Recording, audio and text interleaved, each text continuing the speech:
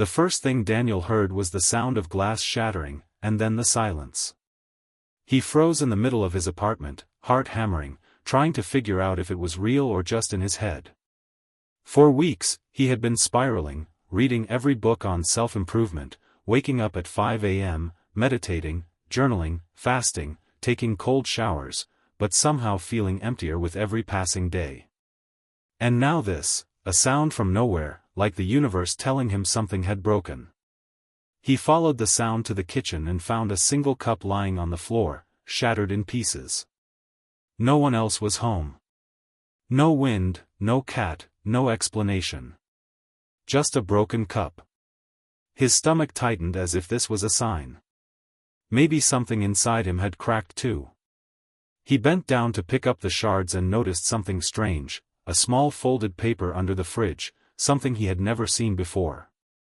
His hands trembled as he pulled it out. In neat handwriting, the note said, "Stop fixing yourself, or you'll break for real." Daniel's breath caught. He looked around the empty apartment. Who could have written this? No one had a key but him. And yet here it was, as if someone knew exactly what he'd been doing, the endless cycle of trying to improve, to be better, to be enough. He tried to laugh it off but couldn't shake the feeling that he was being watched. That night, he couldn't sleep. Every creak of the building made him jolt upright. At 3 a.m., his phone buzzed with a notification. A new message from an unknown number: "If you want answers, go to the old library on 6th Street. Midnight tomorrow." His throat went dry. This had to be some sick joke. But something deep inside told him he couldn't ignore it. The next night, he walked through the deserted streets, heart pounding, until the dark shape of the abandoned library appeared. The door creaked open as if it had been waiting for him. Inside, the air smelled of dust and old wood. Somewhere in the shadows, he heard footsteps. "Who's there?" he called. A figure emerged, an older man in a worn coat, his face hidden under the brim of a hat. "You're Daniel," the man said quietly. "I've been watching you. You're killing yourself one habit at a time." Daniel took a step back. "Who are you? How do you know my name?" The man smiled sadly. "You called me here. Every time you repeated to yourself that you weren't enough, that you had to fix yourself, you opened the door a little wider. And now here we are." Daniel's mind raced. Was this some kind of prank? A cult? The man gestured to a table in the middle of the library, where a single candle burned. "Sit," he said. Against his better judgment, Daniel sat down. The man placed a small leather notebook in front of him. "This is your real journal," he said. "Not the one you've been forcing yourself to fill with goals and affirmations. This one writes itself." Daniel opened it and froze. The pages were filled with his private thoughts, fears, failures, things he had never told anyone. His hands shook as he read a line that hadn't happened yet: "Tomorrow, he will quit his job." He slammed the book shut. "What is this? How do you know that?" The man's eyes gleamed. "Because you already decided. You just haven't admitted it yet." A loud crash echoed through the library, making Daniel jump. Someone else was here.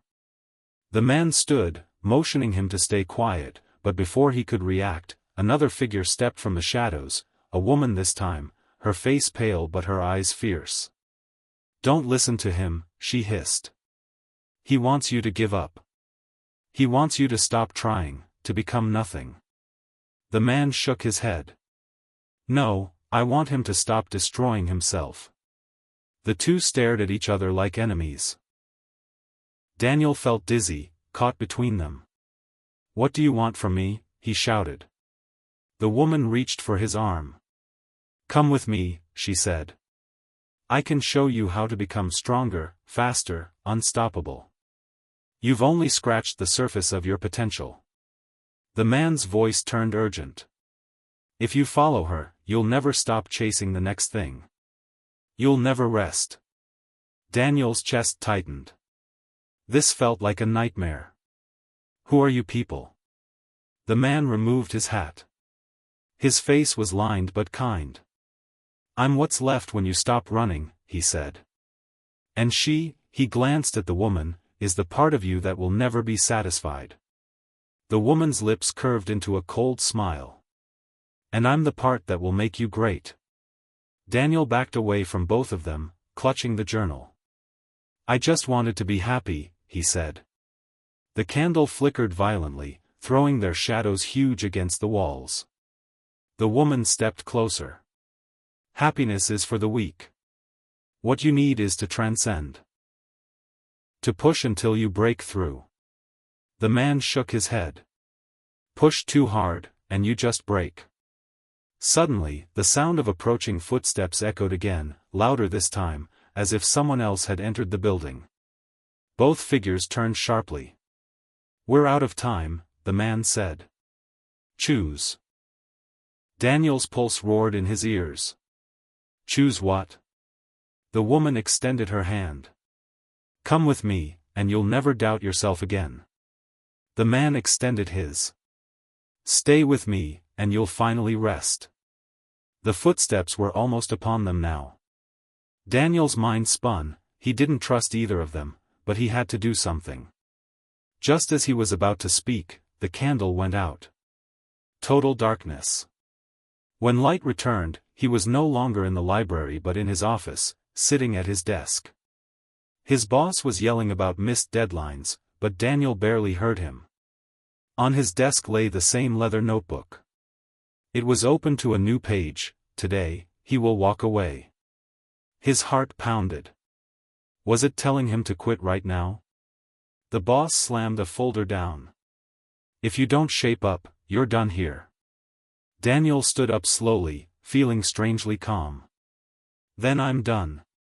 He grabbed the notebook and walked out. Outside, the sky seemed brighter, the air clearer. But as he turned the corner, he saw the woman from the library leaning against a lamppost, smiling. Good, she said. Now we start the real work. Daniel froze. I thought I chose to stop. She shook her head. You only chose the first step. There's always another mountain. And before he could reply, she vanished. That night, Daniel sat in his apartment, staring at the journal. A new line appeared on the page. Tomorrow, he will burn this book. He shivered. Was that the right choice, or another trap? Daniel couldn't sleep that night. The journal sat on the table like a live animal, daring him to do what it said. Burn it. Destroy the thing that had been guiding him, tormenting him, showing him truths he wasn't ready to face. His hands itched to strike a match, to watch the pages curl into black ash, but something held him back. At dawn, he grabbed the book and left the apartment, walking aimlessly through the city. Everywhere he looked, he saw people rushing, commuters with their coffee, runners in neon gear, a man shouting affirmations into his phone. The whole world seemed caught in the same endless loop he was trying to escape. Finally he found himself on a bridge over the river. The water was dark, almost still. If I throw you in, he whispered to the book, will you stop writing? But as if mocking him, new words appeared on the page before his eyes. You can throw me away, but you'll still hear me. He slammed it shut. A voice behind him said, he's right. Daniel spun around. The man from the library was standing there, his coat flapping in the wind. You again? Daniel said, half angry, half relieved. Leave me alone. The man shook his head. You invited me when you started all this. I'm not your enemy, Daniel. I'm the part of you that remembers what it feels like to rest. Daniel gritted his teeth. Rest feels like failure. The man's eyes softened. No. Rest feels like trust. Trust that you don't have to force life to be perfect. Daniel wanted to scream. Then why does it feel like if I stop, everything falls apart? The man stepped closer. Because you believe you are the sum of your achievements. But you are more than that. You always were. A horn blared. Daniel turned and saw the woman from the library standing in the middle of the bridge, smiling like a predator. "He's lying," she called. "You stop now, you become nothing. Remember the rush when you hit your goals? The power? You can have that again, every day, if you just keep going." Daniel's heart pounded. The man and woman stood on opposite ends of the bridge, both waiting for him to choose. He felt torn in half. A truck roared past, shaking the bridge, and in that moment Daniel made a decision. He didn't go to either of them. Instead, he hurled the journal over the railing into the river. It hit the water with a small splash and disappeared. When he turned back, the woman's smile faltered. "That was foolish," she hissed, and for the first time her voice sounded afraid. "Without the book, you'll lose your edge." The man just nodded approvingly. "Or he'll find his soul." The woman glared at him. "We'll see." Then she vanished into the morning fog. The man put a hand on Daniel's shoulder. "It's over," he said softly. But Daniel wasn't sure. That night, his apartment felt too quiet. No messages, no whispers, no new lines appearing on a page. For the first time in months, there was no plan, no habit tracker, no morning routine waiting for him. The silence was unbearable.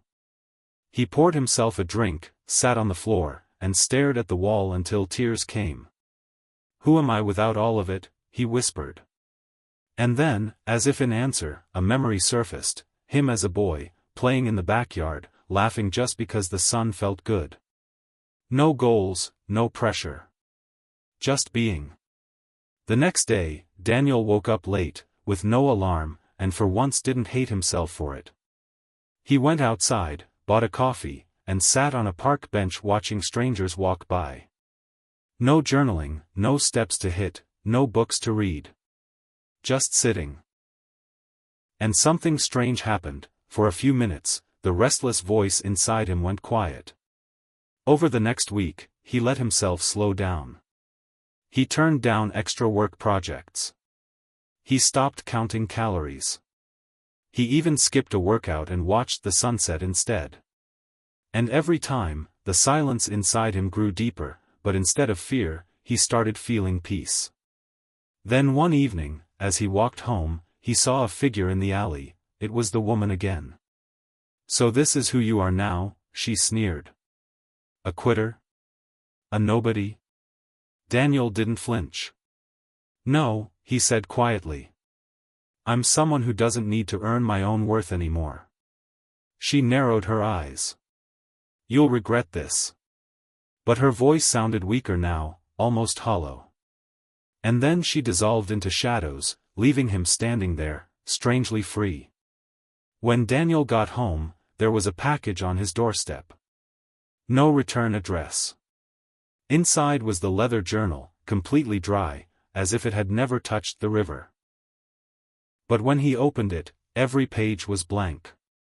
For a moment, he panicked. What if it started writing again? But nothing happened. Slowly, he picked up a pen and wrote his own words. "Today, I choose to be enough." The page stayed still. No reply, no prophecy, no command. Just his own handwriting. Daniel smiled for the first time in a long time. He placed the book on the shelf, not as a burden but as a reminder. The story of his life was his to write now. Months later, he still woke up without alarms, sometimes worked hard, sometimes didn't, but every choice felt lighter. He still read books, but not because he hated himself, because he was curious. He still exercised, but because he enjoyed feeling strong, not because he was punishing himself. He had stopped chasing the illusion of the perfect life, and in doing so, found a real one. The twist, Daniel realized, was that all along, he had been both the man and the woman in the library, the voice telling him to rest and the voice pushing him to strive. And the moral was clear: self-improvement wasn't the enemy, but neither was rest. The trap was believing he had to choose one forever. The real freedom was knowing when to stop running and simply stand still.